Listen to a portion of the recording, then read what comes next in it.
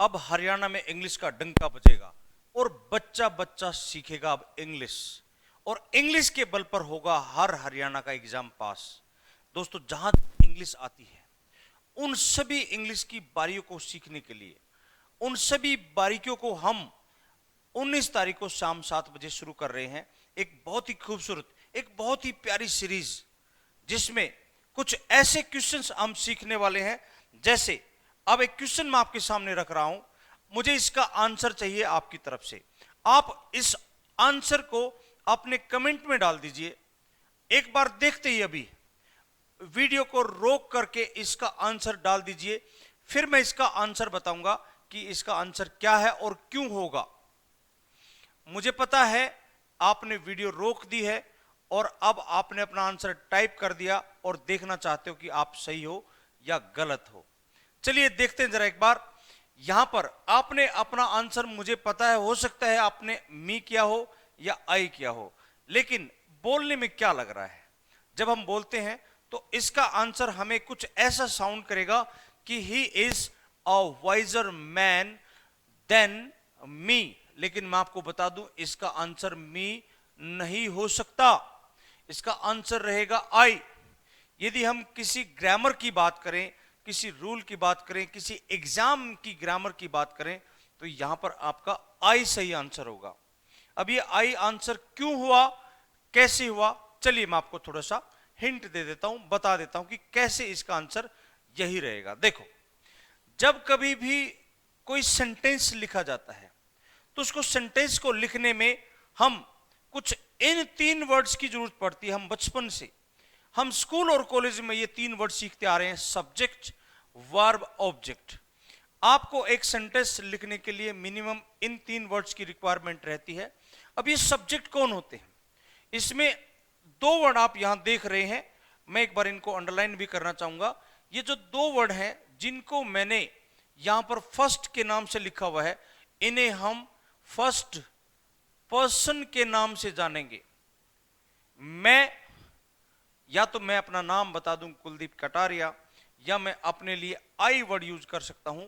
हम सब इकट्ठे मिल जाएं, आप भी मेरे साथ आ जाओ, तो हम हो जाएंगे यानी वी। और जब अगर कोई सामने व्यक्ति खड़ा है और उसका हम नाम नहीं जानते, और नाम जानते भी तो बार बार नाम यूज नहीं करेंगे, तब हम उसको यू कह सकते हैं। तो यू सब्जेक्ट हो गया और ये हमारा सेकंड पर्सन हो जाता है। और ये 3 वर्ड जो आप देख रहे हो, ये 3 वर्ड जो आप यहां देख रहे हो, ये आपके थर्ड पर्सन, और वो भी एक छोटा सा वर्ड मैंने इनके सामने लिखा हुआ है, आप देख रहे हो S S S, third person singular हो जाते हैं। और ये लास्ट वाला जो आपने देखा, थर्ड पर्सन प्लूरल दे, पूरी दुनिया में, पूरी इंग्लिश में ये 7 वर्ड्स ही हो सकते हैं, या इनके इक्वल कोई वर्ड्स हो सकता है।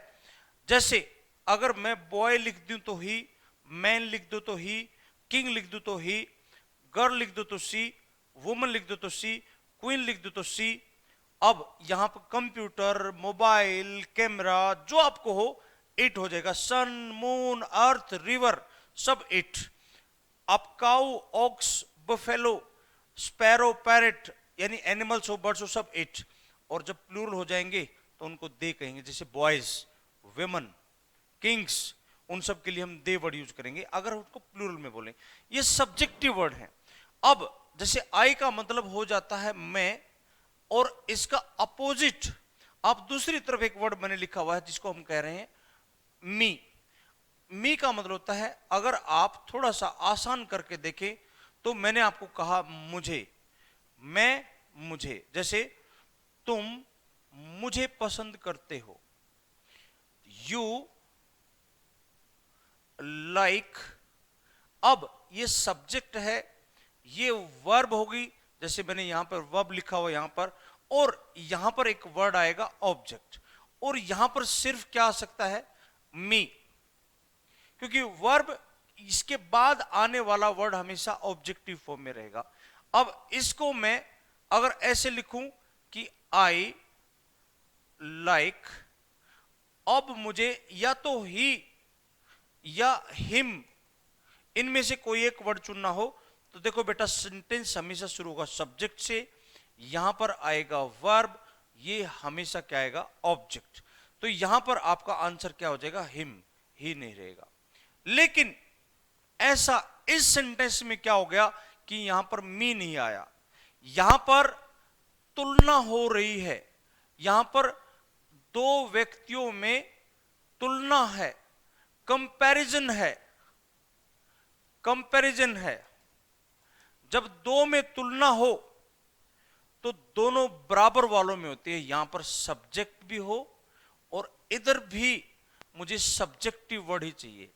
और यहां पर तुलना जो करने वाले वर्ड होते हैं उनको हम यहां बता दूं डिग्री के नाम से जानते हैं। मैं लिख दे रहा हूं यहां पर, हम एडजेक्टिव्स के अंदर एक वर्ड पढ़ाने वाला हूं मैं, जिनको हम डिग्रीज बोलते हैं।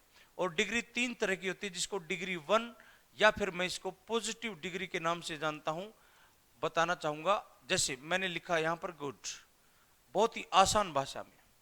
एक वर्ड लिखा मैंने डिग्री 2, जिसको हम कंपैरेटिव डिग्री के नाम से जानेंगे, जिसको हम अब यहां पर बेटर। और डिग्री 3 ये शॉर्ट फॉर्म हम बोलने के लिए यूज करते हैं आगे चल के, और जिसको हम सुपरलेटिव डिग्री के नाम से जानेंगे, जिसका मतलब है बेस्ट। अब जो डिग्री 2 है ना, जैसे वाइज, वाइजर, वाइजेस्ट, तो डिग्री 2 जो यूज होने वाली है दो व्यक्तियों के, व्यक्ति नंबर 1 और व्यक्ति नंबर 2, इनके बीच में कोई भी एक क्वालिटी जो होगी उसको कंपैरिजन के लिए यूज किया जाएगा। और ये दोनों ये बराबर के रैंक के होने चाहिए, बराबर रैंक। इनका रैंक यानी कि सब्जेक्ट है तो सब्जेक्ट ही हो, इसलिए हमने यहां पर आपने देखा he is a wiser man, वह भी बुद्धिमान है, मैं भी बुद्धिमान हूं, लेकिन वह मुझसे थोड़ा सा ज्यादा है। देखो अब यहां पर एक और सेंटेंस हम देखेंगे। अब यहां मैंने देखा आई का मी, वी का अस, यू का यू, ही का हिम, सी का हर, इट का इट, दे का देम ऑब्जेक्ट हो जाएगा, ठीक है। वहां पर कंपैरिजन करने के लिए हम THAN यूज कर रहे हैं, जिसका मतलब होता है से। एक वर्ड होता है THEN, ये टाइम बताने के लिए होता है तब।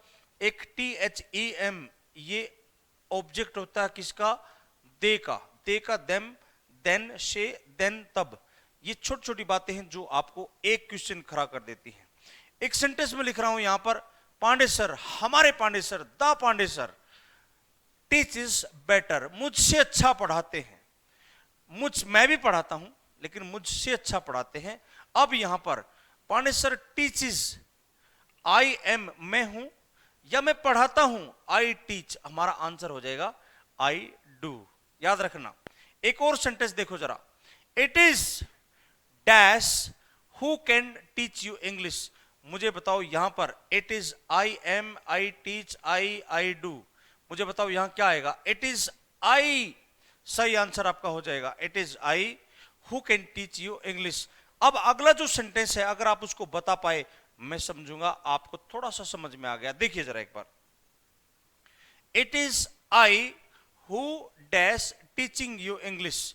मैंने आपको कुछ समय का वक्त दिया, आप एक बार बताइए जरा आपका सही आंसर क्या हो सकता है। इट इज आई, आई से शुरू होगा, याद रखना।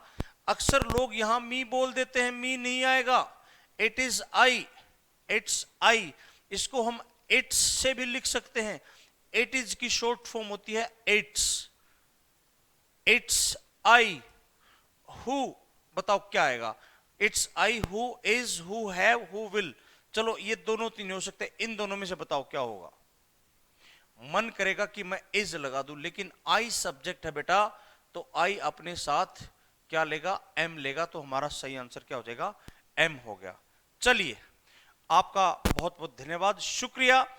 अगली और भी ज्यादा गजब की जानकारी के लिए, कंप्लीट इस टॉपिक को समझने के लिए हम मिलते हैं गैलेक्सी एक्सिस कोचिंग पॉइंट के यूट्यूब चैनल पर। कब, हम मंडे को शाम को 7 बजे। 19 जून को अपने और अपने दोस्तों के साथ जुड़ जाइएगा, और इनका भी धन्यवाद करें, या कब से आपका इंतजार कर रहे थे, थैंक यू करने के लिए। हेलो, नमस्कार, bye bye and take care. Keep watching all the videos of Galaxy Axis Coaching Point. नमस्कार।